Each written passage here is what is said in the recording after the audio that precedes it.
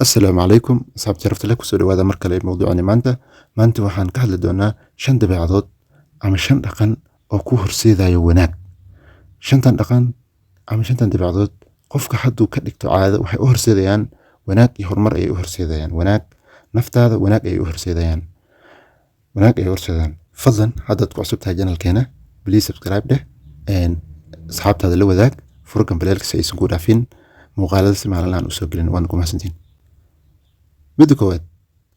waxaa la dhahayo shaqo subax kasta aad qabatid samayso shaqo ama wax subax walba aad qabatid subax walba aad qabatid isku day inaad samaysatid camal aad qabanaysid maalin walba camal aad ku bilaabaysid maalintaada every day waxa loo yaqaano English waxa loo yaqaano morning ritual waxa waaye wax subax walba aad samaynaysid intaadan wax kasta qaban marka jiif salaad subax u soo kacdid ama aad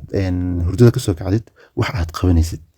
intaad shaqadaada aadin intaad wax kala qaban isku day inaad samaysatid wax aad qabanaysid intaadan wax kala aad qabanin waxa la dhahayo morning ritual ama morning routine saa u taqaaniin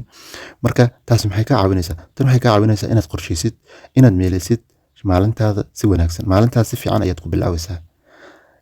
maxaa la jira markaad samaysatid markaad soo kacdid oo camal aad qabatid wax camal ku ah ama caadi ku aad samaysid waxay noqonaysaa maalintaada waxaad ku bilaabaysaa adigoo firfircoon adigoo happy ah ayaa maalintaada bilaabaysaa shaqadaadii haddaad qaban lahayd waxaad maalinta aad qabanaysaa si wanaagsan aad ku qabanaysaa maskax furan ayaad ku qabanaysaa waxayna kaa caawinaysaa waxay kaa badbaadinaysaa inaad markaad soo kacdid aad noqotid qof garanayn wuxuu qabtaba marka adiga waa ogtahay waxaad qaban lahayd hadda hurdo intaad ku daahid aad soo kacdid waqtigii caadiga ahaa aad shaqada aadi lahayd hataa waxaa laga yaabaa dad badan inaysan garanaynin meel ay wax ka bilaabaan marka laakiin hadda intaas waxaa laga wadaa tusaale ahaan inaad kacdid subaxda aroortii hore inaad kacdid aad samaysid intaad meel aadin access yar aad samaysid 20 daqiiqo 10 daqiiqo aye access waxaan u jeedaa jimicsi yar aad samaynaysaa hadda gym ayaad aadaysaa haddaad wax akhrisanaysid quraanka iska akhriso book wax tar ku leh wax cilmi aad ka faa'iidaysid waxa wanaagsan inaad quraac yar oo adiga aad samaysatid gacantaada ku samaysatid taa hataa waxay ka caawinaysaa inaad noqotid maalintaada qof firfircoon si wanaagsan maalinta ku bilaawo hadda noloshaada marka caadi ugu dhig inaad subax kasta aad soo kacdid oo camal adiga ku go'an camal aad ogtahay samee maalin walba isku day marka inaad yeelatid camal adiga gooni ku ah maalin walba aad samaysid taas waxay ka caawinaysaa taas waxay kuu horseedaysaa marka inaad maalintaada ku bilaawdid adigoo faraxsan adigoo active ah ayaad ku bilaabaysaa midda labaad baro hal shaqo oo muhiim ku ah inaad qabatid hal shaqo ayaad qabanaysaa wax loo yaqaano single task ayaa loo yaqaana in English marka uu baro inaad qabatid hal shaqo maalin walba hal shaqo qabo maxaa loola jeedaa ma inaan leenahay aan shaqaysanayna hal shaqo kali qabo laakiin waxaan ula jeednaa shaqada mid ku muhiimsan shaqada waxaad ku bilaabaysaa mid ku muhiimsan waxa laga yaabaa shaqooyinka way badan yihiin marka shaqo laga hadlo ayaa lagu nool yahay dadku waa la wada horumaray magaalooyinka waa iska mashquul qof kasta wuxuu leeyahay 10 dhowr shaqo ayuu leeyahay balse waxaad samayn kartaa inaad shaqooyinkaada badan complicated ah oo waxaa laga yaabaa inaad 10 shaqo 3 shaqo 4 shaqo inaad qabato aad rabtid laakiin waxba qaban karin marka taa darteed saa ugu badbaadid waxaad samaynaysaa hal shaqo muhiim ku ah ayaad maalin walba qabanaysaa shaqadaas maxaa waaye saad u qabanaysaa waa maxaa la dhihi jiray shaqada aad qaban rabtid tusaale ahaan markuu qofka qabanayo shaqooyin fara badan markuu qofka marka ma wanaagsan inaad shaqooyinkaas isku badisid inaad 100 shaqo aad awoodin aad qoorta gashitid maahan marka isku day inaad hal shaqo oo muhiim ku ah aad qabatid shaqada aad qabanaysid marka qofka hal shaqo qabanayo waxay ka caawinaysaa waqtigiisa ayuu si fiican u isticmaalayaa waa maxaa la jira waqtigii loo baahnaa ayaad dhameyn kartaa shaqadaas si fiican waad u qaban kartaa sidii la rabay ayaa shaqadaasi u samaysan kartaa marka qofka hal shaqo qabanayo wuxuu dareemayaa less stress ayuu dareemayaa qofka ma ahan qof stress hayo stresska ayaa ka yaraanayo sidoo kale qof wuxuu noqonayaa waqtigan wuxuu u helaa ku nastan marka qofka waxa waaye wuxuu shaqadaasi ku qabsanayaa waqtina wuu ka helayaa asigoo less stressna wuu ka bogayaa oo shaqada stress badan qabin ayaa minaha shaqadiisa dhamaysanaya shaqada hal shaqo la qabanayo marka qofku waxay ka caawinaysaa inuu ka gaaro uu qabto shaqada sidii loo baahnaa shaqada wuxuu qaban karaa sidii loo baahnaa midda saddexaad ama mahadcelin waa inuu ku mahadceliyaa wuxuu haysto qofku waxaa loo baahan yahay inuu ku mahadceliyo wax allaale wuxuu haysto inuu ku qanco taas maxay ka caawinaysaa qofka inuu qanaaco yeesho mise maxad celin wax allaale wuxuu haysto inuu ku qanco waxay ka caawinaysaa noloshiisa inuu ku noolaado nolol farxad leh inaad ku noolaato marta isku day waxaad haystid inaad ku qanacdid stresska ayaa kaa dheeraanayo noloshaada farxad ayaa dareemaysaa tusaale ahaan waxaa laga yaabaa meel ayaad ka shaqaynaysaa asxaab badan aad iskala shaqaynaysiin marka adi bashkiil ayaa shaqadaada ku aadaysaa laakiin shaqa ayaad haysataa dad waxay ku imaanayaan dad adaamal waxay ku imaanayaan gaariga u dambeeya ay ku imaanayaan balse markaad isdhaadid naftaada aad tustid aad dhaadid qofaaba shaqada haysan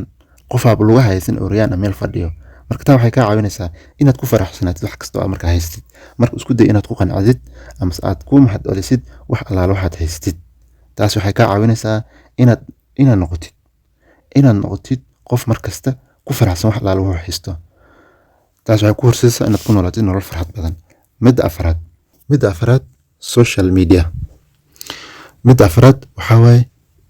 yaree isticmaalka social media qofku oo yareeyo isticmaalka social media aad ay muhiim u tahay sababtoo ah waan la soconaa adduunyadan hadda la joogo social media dhibaatadu ku hayo midda koowaad waxay tahay waqtiga ayuu dadka qaataa social media waqtigaada ayuu qaadanaya adoo ogeyn waqtigii wax kale noloshaada ugu faa'iideyn lahayd ayaa social media ku bixinaysa adoo ogeyn marka maxaa loo baahan yahay social media waa inaan siinaa only waqti yar oo waqtigeena ka mid ah percentage yar waa inaan u qorsheynaa waqtigeena ka mid ah ha siinin waqtigaada dhan social media muhiim maahan baaratiin la sameeyey research la sameeyey oo jaamacad ku yaala waddanka Mareykanka California ayaa wax sameeyay waxay dhahdeen dadka adduunka hadda ku nool ugu yaraan qof kasta wuxuu leeyahay 5 account ayuu leeyahay 5 bara bulsho ayuu leeyahay bara bulsho kamid ayuu leeyahay halkii habin wuxuu ku qaataa maalintii 2 saacadood ayuu ku qaataa marka waxay la xiriiriyeen dhibaatooyinka stresska iyo waxyaabaha ugu badan dadka waxa keena depression stresska dadka ay ku nool yihiin waxa koos gareeyeen marka isticmaalka faraha badan ee social media marka hada qof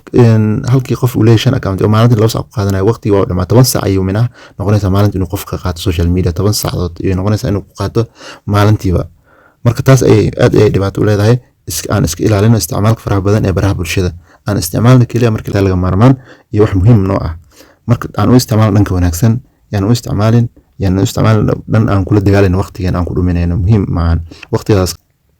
marka aan isku dayno inaan social media aan yareyno isticmaalka social media waa inaan yareynaa waa la isticmaalo horta waxa u badan laptopka iyo telefoonada ayaa ugu badan marka waxa isku daydaa waxa muhiimsan in la isku dayo qof kasto inuu iska damiyo ugu yaraan saacadooyin inaad iska damisid telefoonkaada ama laptopkaada si dadka agtaada jooga waqti aad u siisid si aad u ogaatid the reality life nolosha dhabtaas aad u ogaatid dadka agtaada jooga ayaa real life ka ah marka ma ahan waxyaabahan social media aad kala socotid qof kasta waxa loo baahan marka inuu waqti uu geliyo dadka agaarkiisa jooga dadka uu la nool yahay inaad waqti gelisid ayaa muhiim aad u ah marka waxaa la rabaa inaad waqti aan siino dadka agtaada joogo si aad u ogaatid waxay nolosha dhabta ay tahay mid shanaad oo u dambayso sameynta access markasto in la sameeyo jimicsi markasto isku day inaad sameysid jimicsi markasto isku day maalintii ugu yaraan inaad sameysid jimicsi 10 daqiiqo ilaa 20 daqiiqo muddo u dhaxayso ugu yaraan 10 daqiiqo 20 daqiiqo inaad sameysid access isku day taasi waxay kor u qaadaysaa maskax caawinaysaa inaad noqotid qof jir ahaan iyo maskax ahaanba active ah inaad noqotid jir ahaan iyo maskax ahaan active ay ka caawinaysaa marka aan isku day inaad sameysid access maalin walba access kala sameeyo faa'iidadiisa maahan kali inuu qofka intaas kali maahan access kala sameeyo qofku wuxuu ka caawinayaa inuu ka badbaado cudurrada dilaaga sida sonkorta qaybteeda labaad diabetic tooda oo dhibaato weyn ku hayso bulshadeena Soomaalida sidoo kale pressure-ka ayadana caafimaad ay u tahay inuu qofka sameeyo access-ka marka isku day inaad sameysid access maalin walba muhiim ay u tahay wax aad ay muhiim ku tahay marka isku day inaad dhaqankaas aad dhaqan gelisid ku sameynta jimicsi maalin walba halka ayaan ku soo gabagabeynaa mowduucani maanta wassalaamu calaykum waraxmatullaahi wabarakaatuh